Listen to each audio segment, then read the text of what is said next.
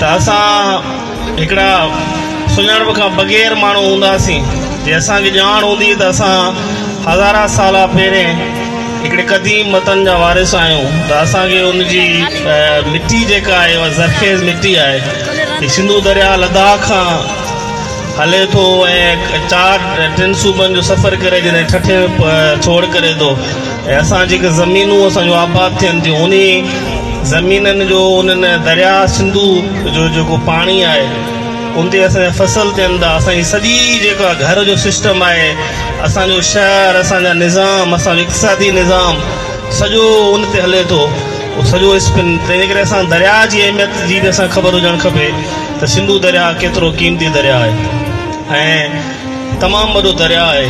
त असांखे उनजी बि रेस्पेक्ट, उनजो बि एतिराम करणु घुरिजे।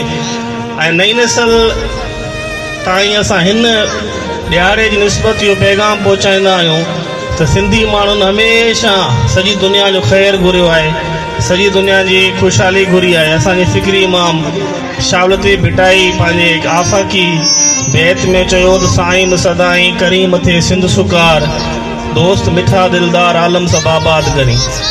अल्लाह साईं असांजो वतन ख़ुशहाल हुजे, पर उन ख़ुशहाली सां गॾु सॼो आलम बि आबाद हुजे। असां कॾहिं बि कंहिं वतन कंहिं माण्हू जो जे लाइ मन में मेर न सोचियो आहे। असां हमेशह ख़ुशहाली, मोहबत ऐं प्यार जो पैगाम ॾिनो आहे। पर हाणे ॻाल्हि एसि ताईं कोन थी खुटे, हाणे जेको जदीद दौरु आहे, जीअं पीरज़ादो साहिबु चयो त असांखे जदीद इल्मु हीउ जेको 2020 खां पोइ ख़ासि तौरु दौरु आयो आहे, इहो इलाही चैलेंजिंग, इलाही ख़तरनाक, इलाही दजाली दौरु आहे, जंहिंमें असांजे नौजवान खे तयारी करणी आहे। हाणे आर्टिफिशियल इंटेलिजेंस ऐं उनखां पोइ फ्रीलांसिंग, जदीद टेक्नोलॉजी जा नवां नवां लाड़ा, नवां नवां इल्मु, नयूं नयूं इजादूं अचनि थियूं। असां जेसि ताईं उन्हनि सभिनी नई शयुनि, नवनि लाड़नि, नयनि इजादनि ऐं नए इल्म सां, नए सच सां पंहिंजे मोहबत ऐं महिनत वारे कल्चर सां न जुड़ंदासीं त एसि ताईं असां पोइते रहिजी वेंदासीं।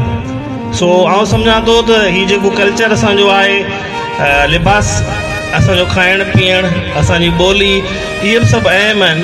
पर आउं सम्झां थो त जदीद दुनिया में जेके जदीद इल्म आहिनि उनमें असांखे कुलागस करण लाइ महिनत जो कल्चर बि अपनाइणु घुरिजे। असां सभई माण्हू महिनत कयूं, मार्केट जो हिसो थियूं। असांजी मार्केट असांखां ख़ाली आहे, अॼु बि असांजो माण्हू महिनत कोन थो करे जेका हुन करण आहे। त सभई माण्हू जेकर असां महिनत कंदासीं, मार्केट जो हिसो थींदासीं, त आउं सम्झां थो त असां पंहिंजो वतन बि बचाए सघंदासीं, पंहिंजी ॿोली बि बचाए सघंदासीं।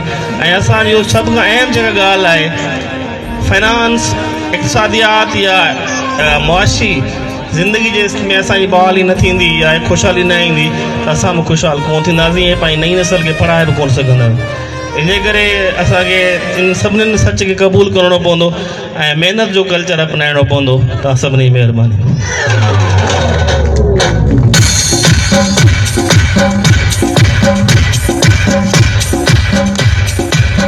साईं